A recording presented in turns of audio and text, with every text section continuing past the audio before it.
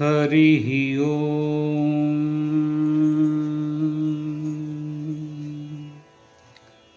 ॐ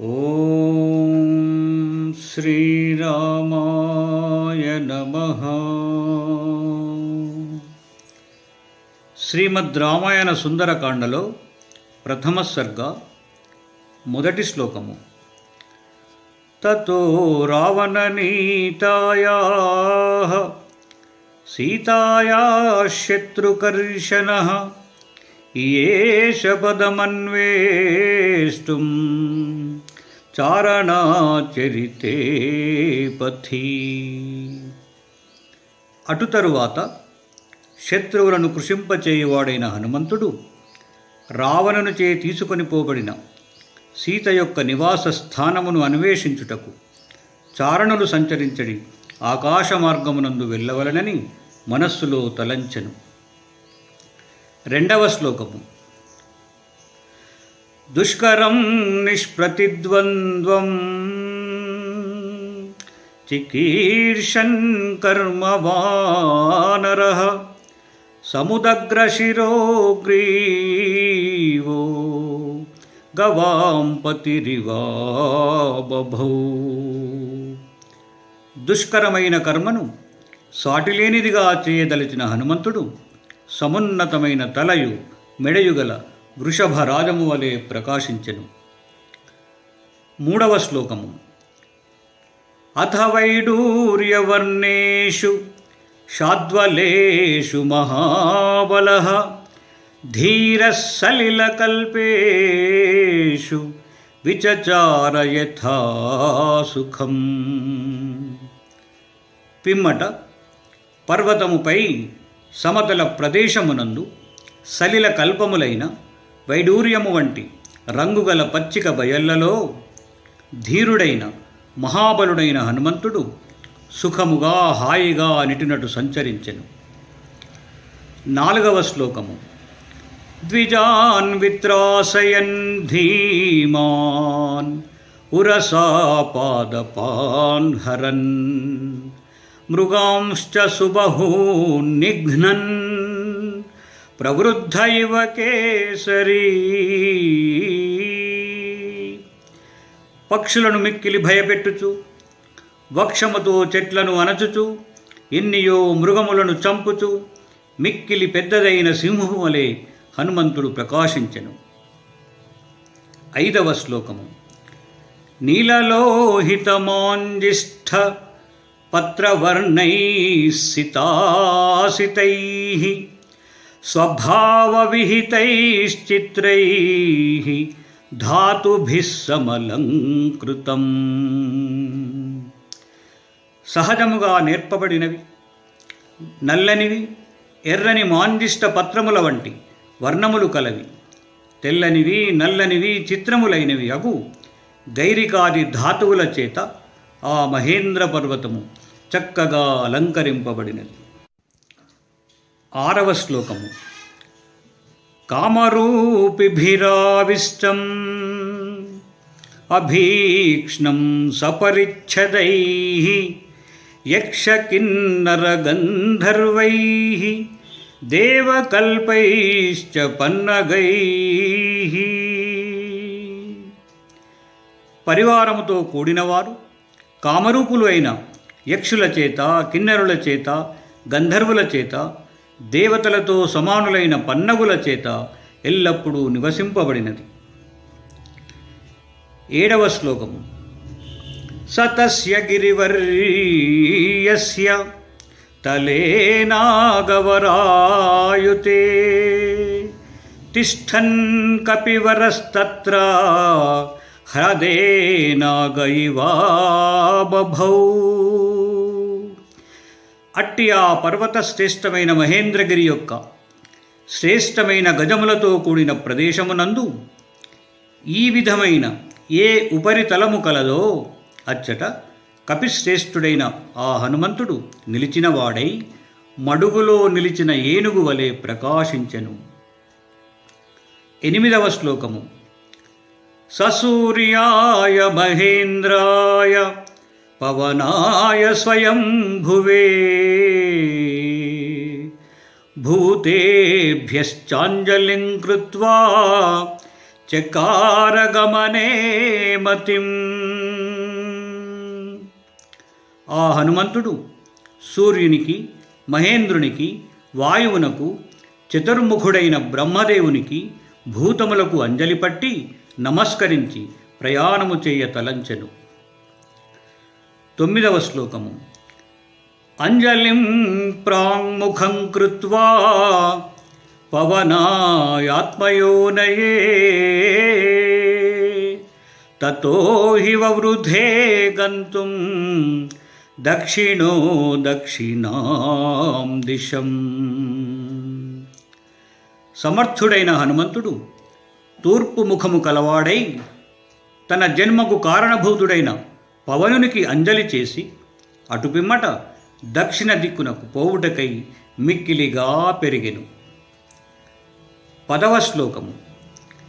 ప్లవంగ ప్రవరైర్దృష్టః ప్లవనే కృతనిశ్చయః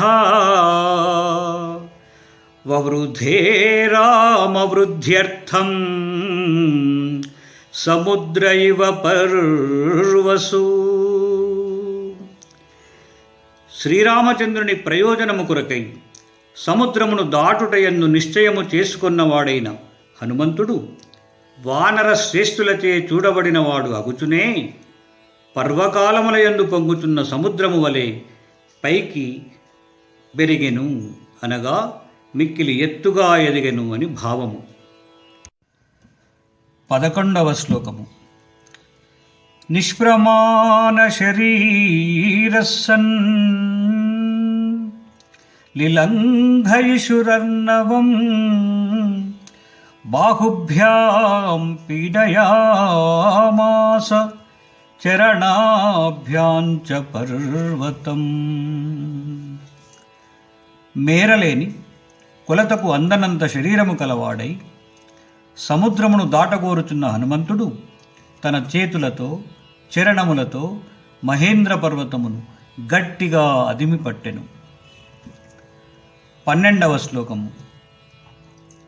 సచచాలాచలశ్చాపి ముహూర్తం కపిపీడితః తరూణాం పుష్పితాగ్రాణాం సర్వం పుష్పమశాతయత్. అచలమైన ఆ మహేంద్ర పర్వతము కూడా హనుమంతునిచే పీడింపబడినదై క్షణకాలము చలించెను. బాగుగా పుష్పించిన కొనలుగల చెట్ల యొక్క పూలు అన్నీయూ రాలిపోయెను. 13వ శ్లోకము. తేన పాదపముక్తేన పుష్పౌఘేన సుగంధినా సర్వతః సంవృతః శైలో బభౌ పుష్పమయో యథా. చెట్ల నుండి రాలిన సువాసన గల ఆ పూల సమూహముతో అంతటా నలువైపుల కప్పబడిన ఆ మహేంద్ర పర్వతము పూలతో నిండినదా అన్నట్లు ప్రకాశించెను. 14వ శ్లోకము. తేన చోత్తమ వీర్యేణ పీడ్యమానః స పర్వతః సలిలం సంప్రసుస్రావ మదం మత్త ఇవ ద్విపః. ఉత్తమమైన పరాక్రమము గల ఆ హనుమంతుని చేత పీడింపబడుతున్న ఆ మహేంద్ర పర్వతము మదించిన ఏనుగు మదమును కార్చినట్లు జలమును బాగుగా స్రవింపచేసెను. 15వ శ్లోకము. పీడ్యమానస్తు బలినా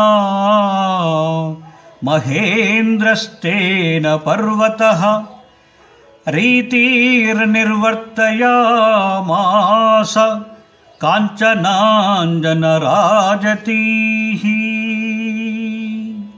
బలవంతుడైన హనుమంతుని చేత పీడింపబడుతున్న మహేంద్ర పర్వతము బంగారువి, కాటుకవి, వెండివి అయిన రేఖలను కలిగింపచేసెను. 16వ శ్లోకము. ముమోచ శిలాశైలో విశాలా సమనశిలాః మధ్యమే నార్చిషాదుష్టో ధూమరాజీరివానలః.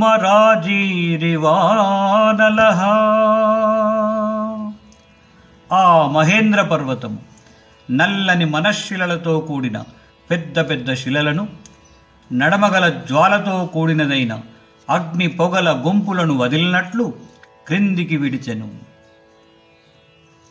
17వ శ్లోకము. గిరినా పీడ్యమానేన పీడ్యమానాని సర్వతః గుహావిష్టాని భూతాని వినేదుః వికృతైశ్వరైః. హనుమంతునిచే గట్టిగా పీడింపబడుచున్న మహేంద్ర పర్వతము చేత అంతట పీడింపబడుచున్న గుహలలోనున్న భూతములు వికారములైన స్వరములతో పెద్ద పెద్ద ధ్వనులను చేసినవి. 18వ శ్లోకము. స మహాసత్వః సన్నాదః శైలపీడానిమిత్తజః పృథివీం పూరయామాస దిశశ్చోపవనాని చ. పర్వతమును పీడించుట వలన జనించినదైన ఆ మహాభూతముల యొక్క గొప్ప ధ్వని భూమిని, దిక్కులను, ఉపవనములను నిండింపచేసెను. 19వ శ్లోకము. శిరోభిః పృథుభిః సర్పాః వ్యక్తస్వస్తికలక్షణైః వమంతః పావకం ఘోరం దదంశుర్దర్శనైః శిలాః. స్పష్టమైన స్వస్తిక చిహ్నములు గల పెద్ద తలలతో పాములు భయంకరమైన విషాగ్నిని క్రక్కుచున్నవై రాళ్లను కోరలతో కరిచినవి. 20వ శ్లోకము. తాస్తదా సవిషైర్దష్టాః కుపితైస్తైర్మహాశిలాః జజ్వలుః పావకోద్దీప్తాః బిభిధుశ్చ సహస్రధా. కోపగించిన విషముతో కూడుకున్న సర్పముల చేత కరవబడిన ఆ మహాశిలలు అప్పుడు అగ్నిహోత్రముచే వెలిగింపబడినవై బాగుగా జ్వలించినవి, వేల విధములుగా బ్రద్దలైనవి. 21వ శ్లోకము. యాని చౌషధజాలాని తస్మిన్ జాతాని పర్వతే విషఘ్నాన్యపి నాగానాం న శేకుష్యమితుం విషం. ఆ పర్వతమునందు ఏ ఓషధుల సమూహములు జనించినవో అవి అన్నియు పాముల యొక్క విషమును హరింపజాలినవే. అయినను ఈ పాముల యొక్క విషమును శమింపచేయుటకు శక్యము కాకపోయినవి. 22వ శ్లోకము. భిద్యతేయం గిరిర్భూతైః ఇతి మత్వా తపస్వినః త్రస్తా విద్యాధరాస్తస్మాత్ ఉత్పేతు స్త్రీగణైః సహ. 23వ శ్లోకము. పానభూమిగతం హిత్వా హైమమాసవభాజనం పాత్రాని చ మహార్హాణి కరకాంశ్చ హిరణ్మయాన్. 24వ శ్లోకము. లేఖ్యానుచ్చావచాన్ భక్ష్యాన్ మాంసాని వివిధాని చ ఆర్షభాణి చర్మాణి ఖడ్గాంశ్చ కనకత్సరూన్. ఆ పర్వతముపై తపస్సు చేసుకునివారు భూతములచే ఈ పర్వతము బ్రద్దలగుతున్నదని తలచి ఆకాశమునకెగిరిపోయిరి. ఆ కొండ మీద విద్యాధరులు స్త్రీలతో కలిసి మద్యపానము చేయుచుండిరి. అట్టి విద్యాధరులు భయపడిన వారై పానభూమి యందున్న బంగారు మద్యపాత్రలను, మిక్కిలి విలువైన భోజన పాత్రలను, బంగారు వికారమైన కమండలువలను, నా కదిగిన పచ్చడులను, ఉచ్చ నీచములైన భక్ష్యములను, అనేక విధములైన మాంసములను, డాలులను, బంగారు పిడులు గల ఖడ్గములను అచ్చటనే వదిలిపెట్టి తమ స్త్రీజనములతో కూడా ఆ పర్వతము నుండి ఆకాశమునకు ఎగిరిపోయిరి. 25వ శ్లోకము. కృతకంఠగుణాః క్షీవాః రక్తమాల్యానులేపనాః రక్తాక్షాః పుష్కరాక్షాశ్చ గగనం ప్రతిపేదిరే. మెడలో హారములను వేసుకున్నవారు, మద్యపానముచే మదించినవారు, ఎర్రని కన్నులు కలవారు, సహజముగా కమలముల వంటి కన్నులు కలవారైన ఆ విద్యాధరులు ఆకాశమును పొందినవారైరి. 26వ శ్లోకము. హారనూపురకేయూర పారిహార్యధరా స్త్రియః విస్మితాః సస్మితాస్తస్థుః ఆకాశే రమణైః సహా. కంఠహారములను, నూపురములను, కేయూరములను, కంకణములను ధరించిన వారైన ఆ విద్యాధర స్త్రీలు ఆశ్చర్యపడిన వారై, చిరునగవుతో కూడిన వారై ఆకాశమునందు తమ ప్రియులతో కూడా కలిసి నిలిచిరి. 27వ శ్లోకము. దర్శయంతో మహావిద్యాం విద్యాధర మహర్షయః సహితాస్తస్థురాకాశే వీక్షాం చక్రుశ్చ పర్వతం. మహర్షుల వంటి విద్యాధరులు అనిమాద్యష్ట మహాసిద్ధిని అనుష్ఠించుచున్నవారై, తమ భార్యలతో కూడినవారై ఆకాశమునందు నిలిచి ఆ మహేంద్ర పర్వతమును చూచుచుండిరి. 28వ శ్లోకము. శుశ్రువుశ్చ తదా శబ్దం ఋషీణాం భావితాత్మనాం చారణానాం చ సిద్ధానాం స్థితానాం విమలేంబరే. అప్పుడు విమలమైన ఆకాశమునందు నిలిచియున్న బ్రహ్మజ్ఞానము కలవారైన ఋషుల యొక్క, చారణుల యొక్క, సిద్ధుల యొక్క శబ్దములను విద్యాధరులు వినిరి.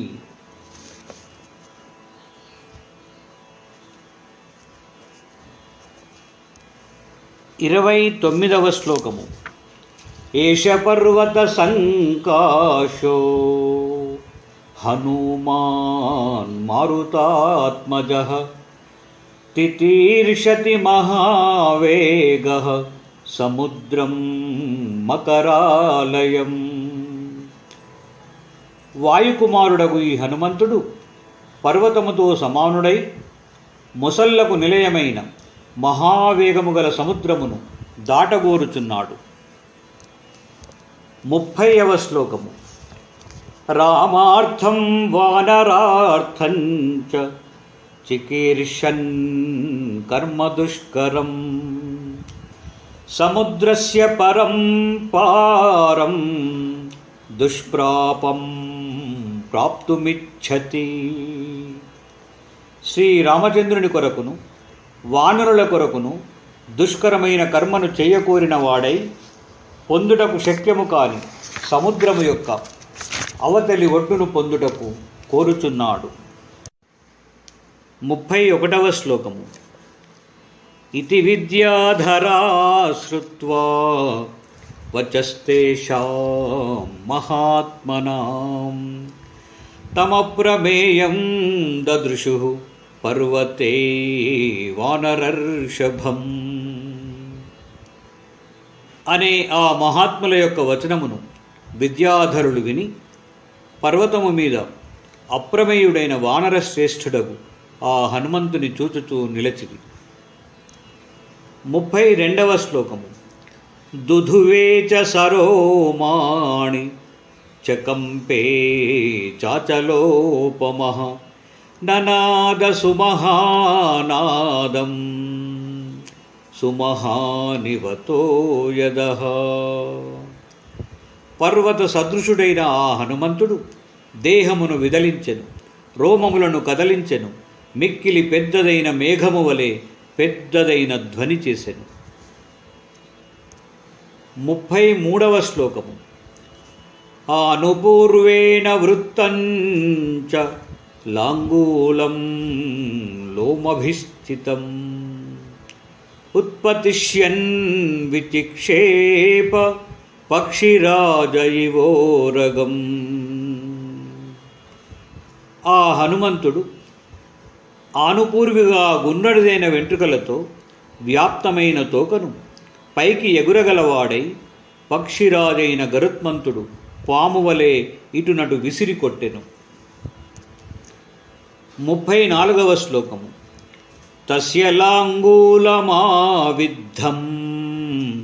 ఆత్తవేగస్య పృష్ఠతః దదృశే గరుడేనేవ హ్రియమాణో మహోరగః.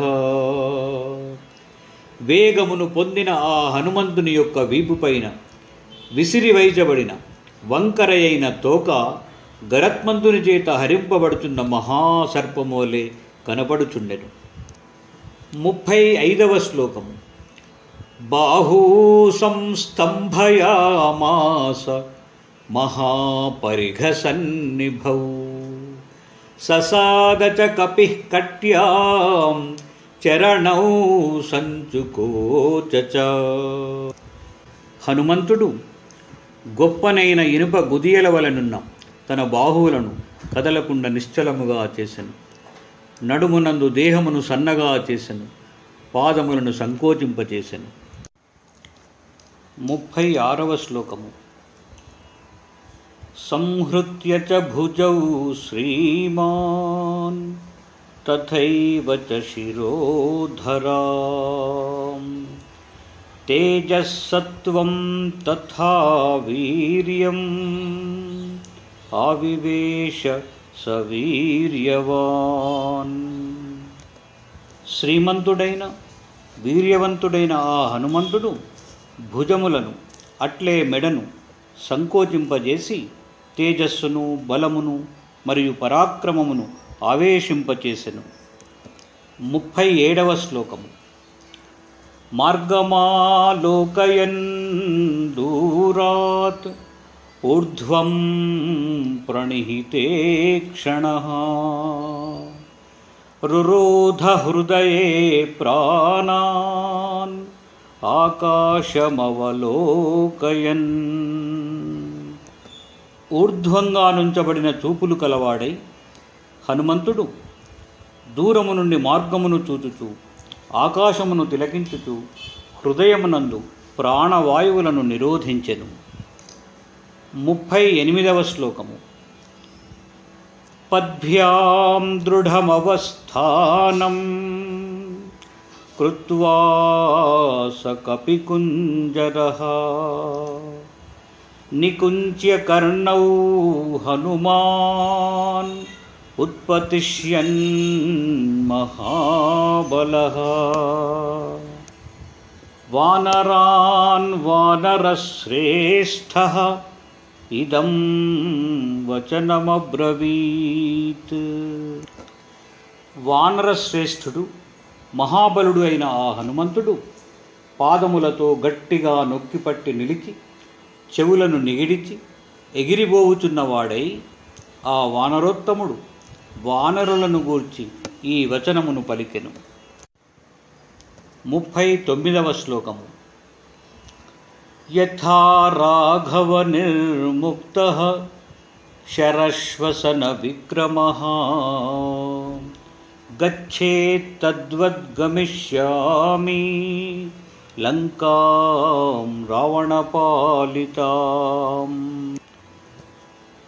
శ్రీరామచంద్రునిచే వదలబడిన బాణము వాయువేగము కలదై ఎట్లు వెళ్ళునో అట్లే దానివలనే నేను రావణునిచే పాలింపబడుతున్న లంకకు పోగలను. 40వ శ్లోకము. నహి ద్రక్ష్యామి యది తాం లంకాయాం జనకాత్మజాం అనేనైవ హి వేగేన గమిష్యామి సురాలయం. లంకయందు ఆ సీతమ్మను చూడలేకపోయినచో ఈ వేగముతోనే స్వర్గలోకమునకు వెళ్ళగలను. 41వ శ్లోకము. యది వా త్రిదివే సీతా న ద్రక్ష్యామ్యకృతశ్రమః బద్ధ్వా రాక్షసరాజానం ఆనయిష్యామి రావణం.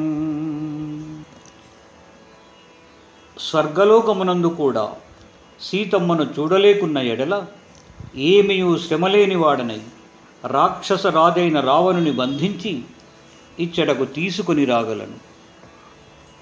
42వ శ్లోకము. సర్వథా కృతకార్యోహం ఏష్యామి సహ సీతయా ఆనయిష్యామి వాలంకాం సముత్పాట్య సరావణాం. అన్ని విధాలుగా కార్యమును నెరవేర్చుకొన్నవాడనై నేను సీతమ్మతో కూడా రాగలను. రావణునితో కూడిన లంకానగరమును పెకిలించుకొని తీసుకొని రాగలను. 43, 44వ శ్లోకములు. ఏవముక్త్వా తు హనుమాన్ వానరాన్ వానరోత్తమః ఉత్పపాతాథ వేగేన వేగవాన్ అవిచారయన్ సువర్ణమివ చాత్మానం మేనే స కపికుంజరః. ఇట్లు వానరులతో చెప్పి వానర శ్రేష్ఠుడు వేగవంతుడు అయిన హనుమంతుడు పిమ్మట ఏమియూ ఆలోచింపని వాడై వేగముతో ఆకాశమునకెగిరెను. కపిశ్రేష్ఠుడైన హనుమంతుడు తనను గరుత్మంతునిగా తలచుకొనెను. 45వ శ్లోకము. సముత్పతతి తస్మిన్స్తు వేగాత్తే నగరోహిణః సంహృత్య విటపాన్ సర్వాన్ సముత్పేతు సమంతతః. ఆ హనుమంతుడు వేగముతో ఆకాశమునకెగరగానే ఆ పర్వతమునందు మొలచిన వృక్షములన్నీయు ఆ హనుమంతుని వేగము వలన ఆకాశమునకెగిరినవి. 46వ శ్లోకము. సమత్తకోయస్తి బకాన్ పాదపాన్ పుష్పశాలినః ఉద్వహన్నూరు వేగేన జగామ విమలేంబరే. పుష్పములచే ప్రకాశించునవి మదించిన గుడ్డి కొంగలతో కూడినవి అయిన వృక్షములను ఆ హనుమంతుడు తన తొడల వేగముతో పైకెత్తికొని పోవుచు నిర్మలమైన ఆకాశమునందు వెళ్ళెను. 47వ శ్లోకము.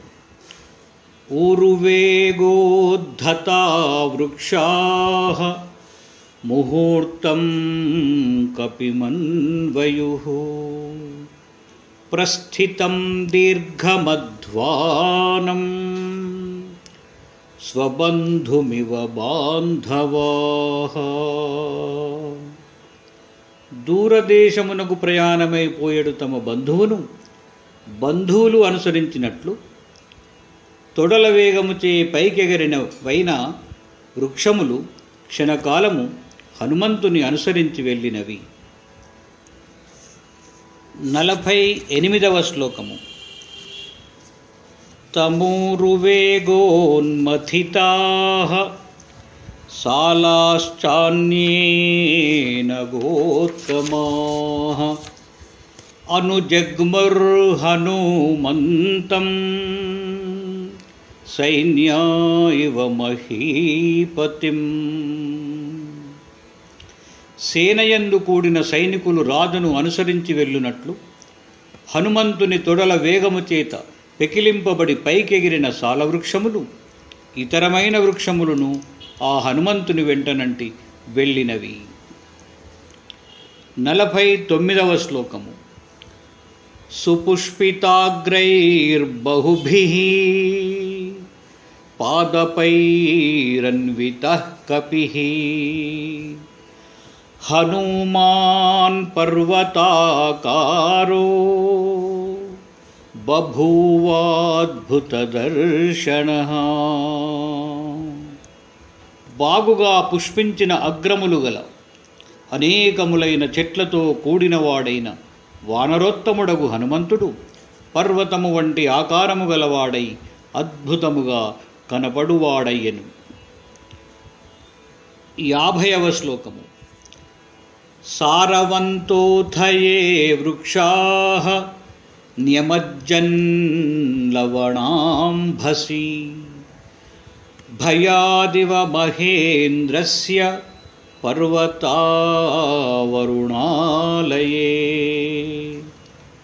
మహేంద్రుని యొక్క భయము వలన పర్వతములు వరుణుని నివాసస్థానమైన సముద్రమునందు మునిగినట్లు అటుపిమ్మట సారము గల బరువైన ఏ వృక్షములు కలవో అవి ఉప్పు నీరు గల సముద్రమునందు పడి మునిగిపోయినవి.